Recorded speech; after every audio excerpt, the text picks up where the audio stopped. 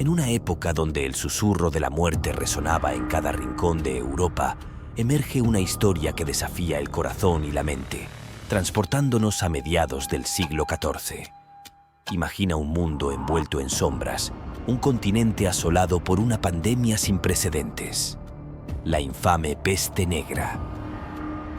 Esta es una historia de tragedia, oscuridad y destellos de humanidad, una crónica de un tiempo donde la muerte era una constante y la vida un suspiro fugaz. Prepárate para un viaje a través del tiempo, a un mundo que, aunque distante, resuena con ecos que aún hoy pueden ser escuchados. Todo comenzó en el mar, barcos cargados de mercancía. Su carga era valiosa: sedas, especias, algodón y trigo. Llevaban meses navegando. El viaje fue terrible, lleno de grandes olas y tempestades. Estos provenían del Mar Negro. Pero con lo que no contaban los marineros era con el polizón que llevaban consigo. Un polizón silencioso, invisible y mortal. Las ratas, pulgas y piojos pululaban en aquellos barcos. La salubridad era prácticamente inexistente. Sin saberlo, los marineros llevaban una enfermedad que mataba a todo aquel que hablara con ellos. Según cuenta un monje que iba en la travesía, para su arribo solo quedaban 10 marineros del millar que partió con ellos. Al desembarcar, esparcieron la peste por toda la ciudad. Y así fue como se propagaría la mayor pandemia conocida por el hombre. Una que azotaría al mundo sumiéndolo en el miedo y la desolación, poniendo a prueba la misma existencia humana. A mediados del siglo XIV, una extraña sombra cargada de muerte e incertidumbre asoló a los habitantes de Europa. Esta sería la mayor pandemia que hasta ese momento habría conocido el mundo. Para aquella época, la medicina aún se encontraba en una fase prematura, por lo cual se desconocía tanto su origen como su tratamiento. La ciencia estaba de manos cruzadas ante tal nefasta situación. Esta fue llamada la peste negra, dada a los síntomas tan desagradables que presentaba. Al ser un huésped invisible, no solo contagiaba a mendigos y vagabundos, sino que también la clase alta e incluso los reyes se verían afectados. Estos, debido a la gran virulencia que presentaba la enfermedad, llegaron al punto de encerrarse en sus aposentos, evitando el contacto con sus súbditos y así evadir el contagio. Europa estaba devastada. Para los habitantes no existía una salida. Lo habían perdido todo. Tanto su moral como su alma estaban destrozadas. Todo lo que más amaban se les desvanecía entre sus manos. Y lo más duro, sin que nadie les pudiera ayudar, ni ellos poder hacer nada. Muchos acudieron a la iglesia a pedir por sus seres queridos, buscando una respuesta a tanto mal. Esta vez, la respuesta nunca llegó. Tanto el Papa como los clérigos habían agotado todos sus recursos. Dios nunca respondió a sus súplicas. La iglesia estaba sin poder hacer nada.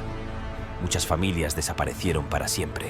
El descenso de la población fue abismal.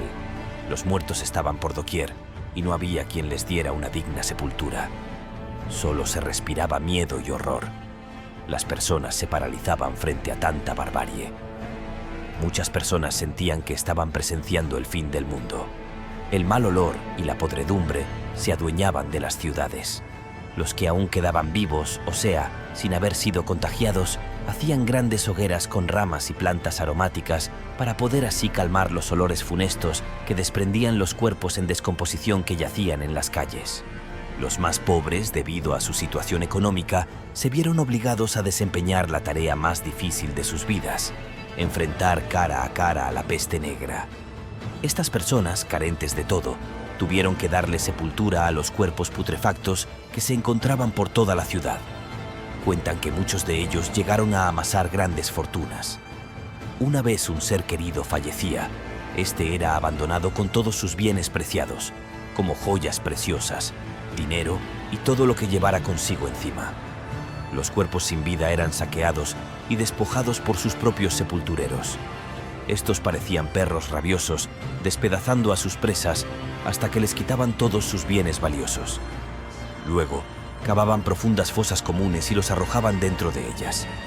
Les arrojaban un poco de tierra encima a los cadáveres y así continuaban repitiendo este procedimiento consecutivamente. A esto se le llamó, irónicamente, pasta y queso, haciendo referencia a la lasaña. Se dice que los sepultureros tuvieron una gran relevancia en la propagación de la enfermedad, ya que todos los objetos robados a los occisos más tarde serían vendidos, pasando de mano en mano, sin saber el comprador que más que un bien, estaba adquiriendo una maldición. Y así es como aparecía una de las vías de propagación y muerte por toda Europa. La enfermedad parecía que no tenía fin. No existía manera de detener tal epidemia. Las personas estaban sumidas en una histeria colectiva. Muchos se arrastraban por el suelo, pidiéndole a Dios que detuviera tal agonía. Otros se golpeaban entre sí, al punto de cometer asesinatos colectivos. Otros se entregaban en manos de la lujuria, saqueando las casas de los ya fallecidos y perpetrando todo tipo de aberraciones. A todo esto, en Alemania nacía un grupo llamado los flagelantes. Estos seres se dedicaban a autolesionarse en público, privándose tanto de deseos carnales como del sueño. Se cuenta que llevaban un látigo en su mano con cuchillas en sus puntas, con los que se golpeaban su espalda, infligiéndose dolor y sangramiento. Detrás de ellos venía un grupo de mujeres medio locas que recogían su sangre y se la frotaban por sus ojos. Según ellas, esa sangre era un milagro del Señor. Las masas esperaban un milagro y todo indicaba que los flagelantes estaban dispuestos a facilitárselo. El Papa Clemente se sentía amenazado con toda esta locura, ya que cada vez más personas le estaban dando la espalda a la Iglesia y se estaban uniendo a este grupo de desquiciados. Entonces ordenó ponerle fin a toda esta locura. El ejército se lanzó a las calles, golpeando y arrestando a todos los que formaran parte de esta aberración sin sentido. Los principales cabecillas fueron decapitados en la plaza del pueblo, frente a todos, sirviendo como escarmiento para todo aquel que se atreviera a seguir con toda esta histeria.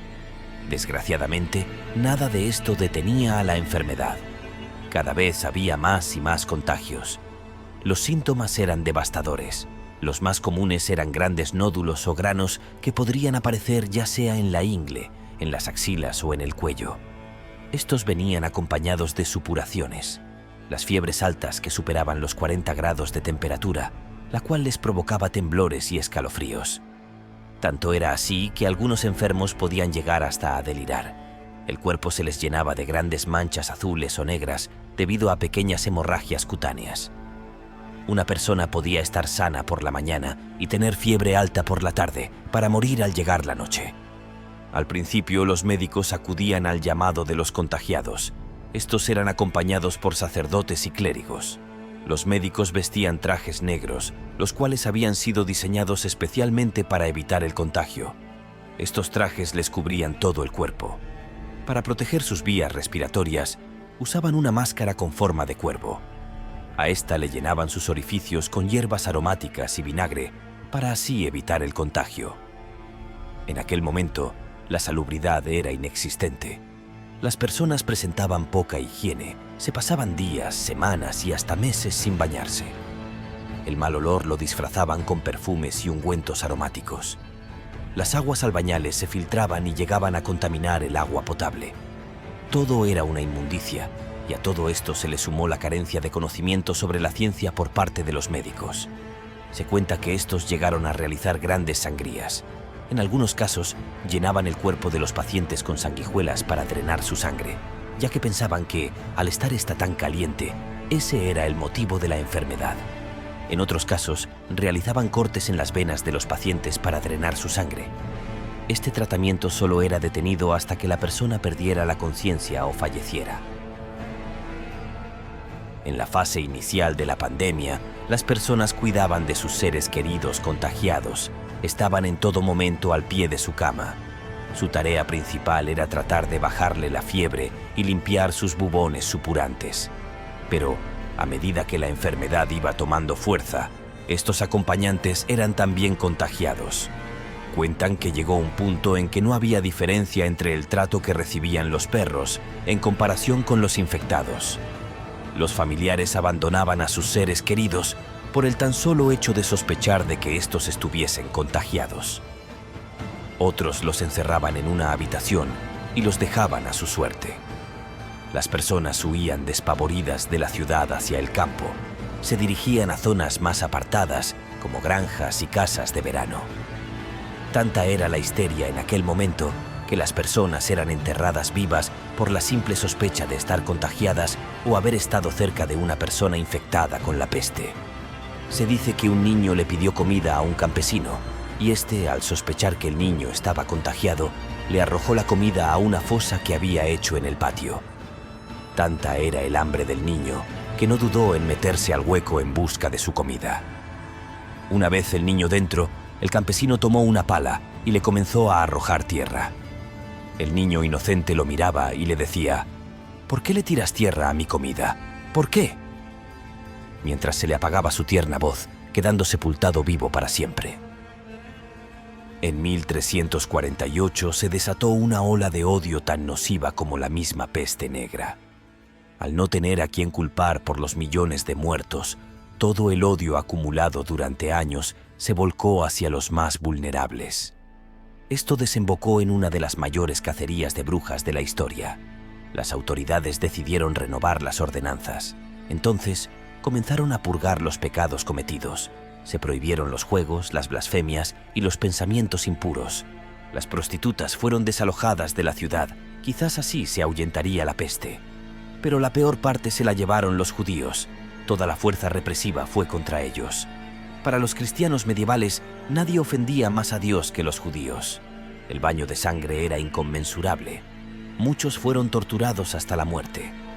Los judíos confesaban falsamente, incriminándose a sí mismos, para terminar con el sufrimiento de las torturas a las cuales eran sometidos. Algunos de estos permanecieron en la fe, pero otros, tras horas de torturas, desfallecieron y confesaron que ellos mismos habían rociado veneno y envenenado ríos y lagos por órdenes de un rabino. Igualmente, fueron asesinados. El día de San Valentín de 1349, los ciudadanos de Estrasburgo reunieron a más de 3000 judíos. Todos ardieron en la hoguera. Toda esta atrocidad se repitió en más de 16 ciudades de Europa.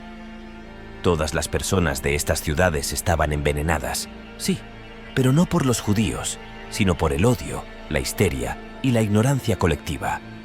Muchos médicos, pese a saber que sus vidas corrían un peligro inminente, decidieron quedarse y prestar auxilio a estas almas olvidadas y dejadas a su suerte por sus familiares y amigos.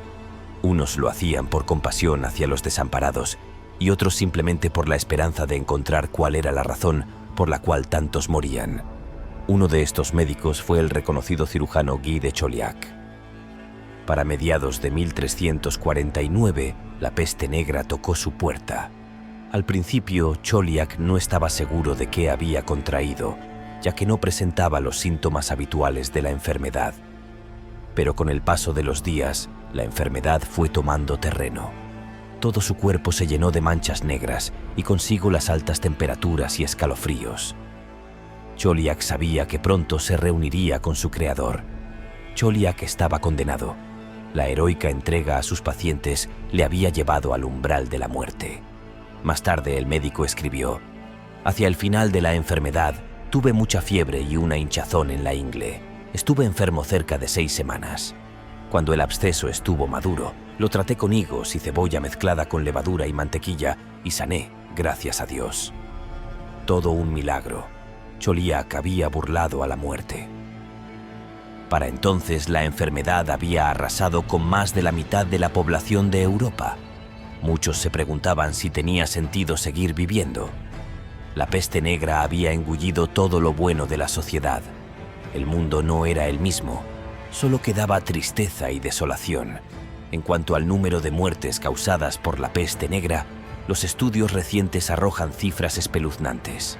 El índice de mortalidad pudo alcanzar el 60% en el continente europeo, ya sea como consecuencia directa de la infección o por los efectos indirectos de la desorganización social provocada por la enfermedad, desde las muertes por hambre hasta el fallecimiento de niños y ancianos por abandono o falta de cuidados. La península ibérica, por ejemplo, pasó de 6 millones de habitantes a 2 millones, con lo que habría perecido entre el 60 y el 65% de la población. Se ha calculado que esta fue la mortalidad en Navarra, mientras que en Cataluña se situó entre el 50 y el 70%. La Toscana, una región italiana caracterizada por su dinamismo económico, perdió entre el 50 y el 60% de la población. Siena y San Gimignano, alrededor del 60%. Prato y Bolonia algo menos, sobre el 45%, y Florencia vio cómo de sus 92.000 habitantes quedaban poco más de 37.000. En términos absolutos, los 80 millones de europeos quedaron reducidos a tan solo 30 millones entre 1347 y 1353. Hasta aquel momento, no se sabía con certeza cuál había sido la causa que provocó tal enfermedad. Muchos especulaban que esta había sido causada por Dios. Otros aseguraban que eran los vapores que emanaban de las personas, pero nadie pudo asegurar cuál fue la verdadera razón que provocó tal epidemia. En la actualidad, la opinión sobre la causa de la enfermedad está dividida entre la comunidad científica. Unos aseguran que fueron las ratas y las pulgas los principales transmisores de la enfermedad y que fue causada por la peste bubónica. Otros, como el biólogo, zoólogo y experto en ratas Graham Twigg, asegura que esta no pudo ser la causante de la peste negra, ya que, tomando ejemplo de su desempeño en Asia, así como en otras zonas posteriores, la peste bubónica se desplaza a unos 20 kilómetros por año, cuando la peste negra lo hizo entre 2 y 8 kilómetros por día. Otro dato importante es que la peste bubónica tiene un índice de contagio del 1%, mientras que la peste negra lo tuvo como mínimo de un 10%, cuando no de un 78%. En conclusión, al día de hoy nadie sabe con certeza cuál fue el causante de la peste negra y, por supuesto, turno para ti. ¿Cuál crees que pudo ser la causa que provocó esta enfermedad? ¿Crees en verdad que fue la peste bubónica? Déjame tu respuesta en los comentarios.